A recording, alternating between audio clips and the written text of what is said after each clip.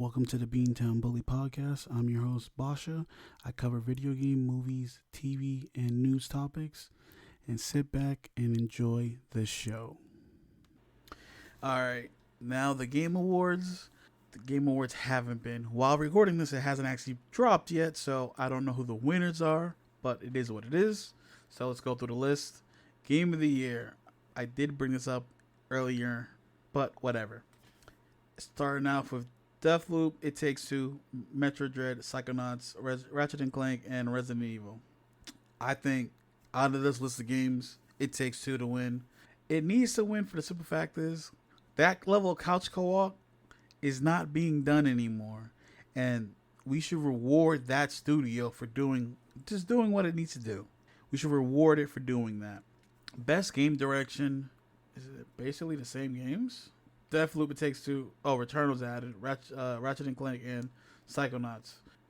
Best game direction.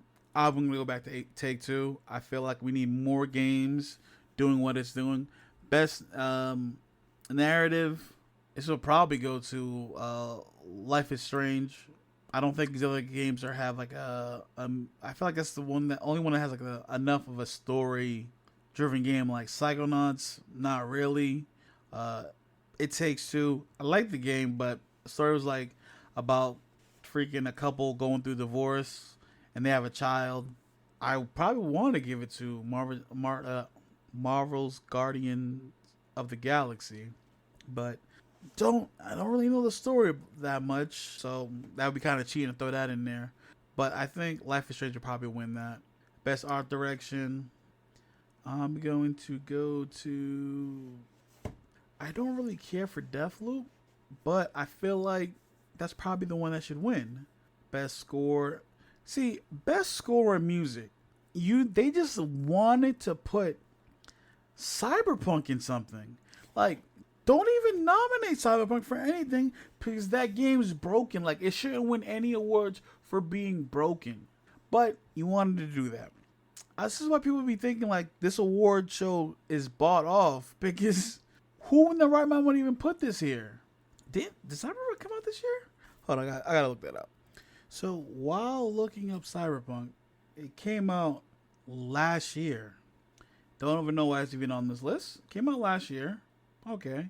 Also, I'm just gonna look at some of this Metacritic scores. Just scroll past all this. I'm looking at the wiki. So people were giving it scores 86 out of 100. PS4, 57 out of 100. Xbox One, 61 out of 100. What? How are you even going to get these scores? Then, Game Informer, 9 out of 10. GameSpot, 7 out of 10. Games Radar, 5 out of 5. A perfect score. IGN, 9 out of 10. Xbox One and PS4, 4 out of 10. PC Gamer, 70 out of 100. Then PC Gamer N, 9 out of 10. The Guardian, 3 stars.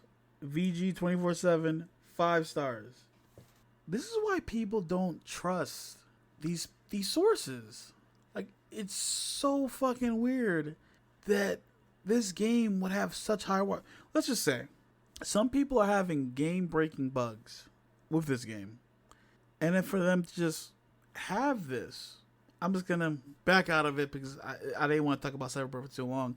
But it's weird that this game had these type of awards even before it came out. I mean, these type of predictions. But Game Critic Awards, they won in 2018. Just looking at all these awards they won. Best PC game, Best Roller Player Game, Gamescom Awards. Best of Gamescom, Most Wanted Consumer Award, Best Sony PlayStation Game. This is fucking crazy. How would they even win this? Even on PlayStation, how would they win this? The game was still broke when these awards were dropped. Crazy. Anyway, let's skipping past that. Best audio design. Actually, I probably would give this, looking at the score, I'd probably give it to Forza because Forza's doing, like, having it sound so real, like the engine sounds so real and stuff like that. I probably would give it to Forza. Forza, just give something to Forza. Xbox needs a W. That's an exclusive. Xbox needs a W. Best performance. Life is Strange, Far Cry 6, Deathloop. I'm gonna say Far Cry 6. Ricardo Esposito, that guy. Far Cry 6. He should win it. Games for Impact, Before Your Eyes, Boyfriend Dungeon. What? No Longer Home. I haven't heard of any of these games except Life is Strange, so Life is Strange is probably the one. Best ongoing game. Realistically, you can probably give it to any one of these. Fortnite is probably get the most because they're probably making the most money out of everything they got. Just to share something they do. So I probably would give it to Fortnite just because. But like I said, Apex Legends, Call of Duty Warzone, Final Fantasy 15, Fortnite, and Genshin Impact. These games are just, they're killing it right now. And they've been killing it for a bit. I shouldn't say right now. They've been killing it for a bit. Fortnite is probably like the biggest name out of all of them. Like Call of Duty's big, and Apex is big, but Fortnite is probably one overshadowing all of them. Best indie, I probably would give it to 12 Minutes. 12 Minutes is that game. Best debut indie, you know what? I'd probably give it to Forgotten City. I haven't played this game, but the concept of the game of like you trying to like stop all violence or everyone gets smited type shit, that is a different concept, and it's very narrow. Damn, I'm blinking quite a lot right now. Narrative driven game. There we go. Narrative driven game. So it probably should win this. Best mobile game. Just gonna skip that. I don't even care about that. Best community game support. Like I said, I probably give it to No Man's Sky because just knowing that they're still doing great things for that game, even after that blunder, hey, probably have to give it to them. Best VR, I'm probably gonna give it to Hitman 3. Hitman 3. Until Grand Theft Auto has a VR system, Hitman 3 is gonna be the one. Innovation and accessibility, skipping that because I don't know anything about that. Best action game. Back 4 Blood, Chivalry 2, Deathloop, Far Cry 6, and Returnal. Returnal, I'm never going to play. Most likely never going to play. Far Cry 6, definitely going to play at some point. Back 4 Blood, I played the demo. I don't know if, like, the people have been shitting on that game for quite a while, so I don't even know if that's going to be a contender in a lot of these categories. But yeah, I'm not probably going to mess with it. Because no one I would know wants to even play that game, so it definitely not even gonna be in there. So I would probably give it to Far Cry 6. Well, if you're gonna, it says for the best game in the genre focused on primarily on combat, I probably give it to Far Cry 6, or Cavalry 2. Those two I probably give it to. Cavalry 2 is like a strictly multiplayer game, I believe, and that whole wailing people with the swords and like that. The combat's pretty realistic to what you can expect. Like 2-3 hits, you're dead, depending where you get hit. So it's pretty realistic for that type of game, that type of melee-esque game. No, it's not really all melee, but that type of game. But I probably would give it to Far Cry 6, just because I feel like that game is more polished than Cavalry 2. In just the actions you do. You can actually do more in Cavalry 2, but it looks kind of all over the place a little bit. Oh, skipped. Best action / adventure game. Marvel's the Galaxy, Metroid Dread, Ratchet & Clank Rift Apart, Resident Evil Village, and Psychonauts. Who would I choose? Probably Marvel's Guardians of the Galaxy is probably the one I'd probably go with. The rest, I'm probably never going to play. Metroid, I'm not getting into the Nintendo system to play any of the Nintendo games, so that's not going to happen. Best RPG. This is what I be fucking talking about. How is it being even nominated here? That game should not be nominated at all. Oh, I didn't even tell you what the game is. Cyberpunk 2077. This is what I be talking about. People think this the Game Awards are bought. Like, you have to pay to get yourself in. Picking shit like this. Also, what I've also realized is Scarlet Nexus wasn't in the Joystick Awards. That's kind of crazy. That is kind of crazy. I thought the Joystick Awards would have a more plethora of games, but it didn't have Scarlet Nexus. And Scarlet Nexus is actually a pretty good game. I played the demo. It's pretty good from what I'm seeing. It's like $30, so it's on the way. I had to get it. It's on the way. One of the games I actually know the whole what happens at the end. So you're gonna have to pay. You're gonna have to play it twice to get the whole story. Technically, there's also the anime's out, so I'm also watching that. So Scarlet Nexus wasn't on the list on the Golden Joystick Awards, and Shin Megami Tensei wasn't there, but Tales of Arise was there. I just feel like, why weren't they? I feel like they break down these lists like there was no RPG section here. Like, why wasn't there like an RPG section on the Golden Joystick Awards? Now, here's the thing. The Game Awards is already fraudulent for having Cyberpunk on there multiple times. Right? I believe multiple times already. But they do have Scarlet Nexus, Shin Megami Tensei, which is not on the other list. Tales of Rise is on the other list. But Tales of Rise is like, you're getting beaten over the head of how big that game is compared to the other Tales games. So, gotta watch that one. Now, best fighting game. There is no best fighting game on here. But I feel like the Game Awards does this to like throw people a bone. But fighting games should get some love too, but I don't think there was enough. Demon Slayer, Guilty Gear, Milty Blood, Nickelodeon, Virtual Fighter. I believe that Smash Brothers had won one of the years. So Nickelodeon Brawl should probably win this year. Virtual Fighter is stiff as fuck, and I just dislike it with a passion.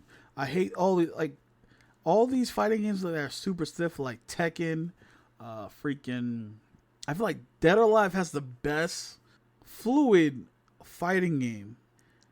Tekken, Injustice, Mortal Kombat, they just feel so stiff. Like, it doesn't feel like it's fluent. Like you're just flying through the combos. It feels like it's so robotic. But back to this, I feel like Nintendo probably should win. Just for the nostalgia purposes. It probably should win. Best family game. This is kind of weird because I feel like they only made this category just for Nintendo games, because Nintendo's the only one dropping like family type games. So Snap is on there, Mario Party Superstars.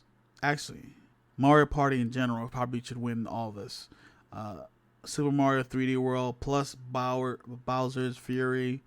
I feel like I fucked with Take-Two, but if I'm looking objectively, it might have to go to Mario Party Superstars. It might have to go to them because I already know how Mario Party gets down. Those games, it is what it is. I gotta actually think, like, I don't hear Nintendo being talked about as big as it is. Nintendo's big. The people who are their fans are their fans. But I'm only like, when I'm listening to videos, watching videos or whatnot, or listening to podcasts and stuff like that, they're not really talking about Nintendo games. It's usually Xbox versus PS4, and then PC people got to talk about what they can or cannot do. But most people's running a fucking 2060 or whatnot, or 2050, whatever the case may be. But I probably would give it to Take-Two, but that's only 2 players. Mario Party's more, so I would give it to Mario Party. Best sports racing game: F1, FIFA 22, Hot Wheels Unleashed, Forza Horizon 5, Rise Republic. I probably would give it to Rise Republic or Forza Horizon 5, because realistically, FIFA. I'm not supporting FIFA.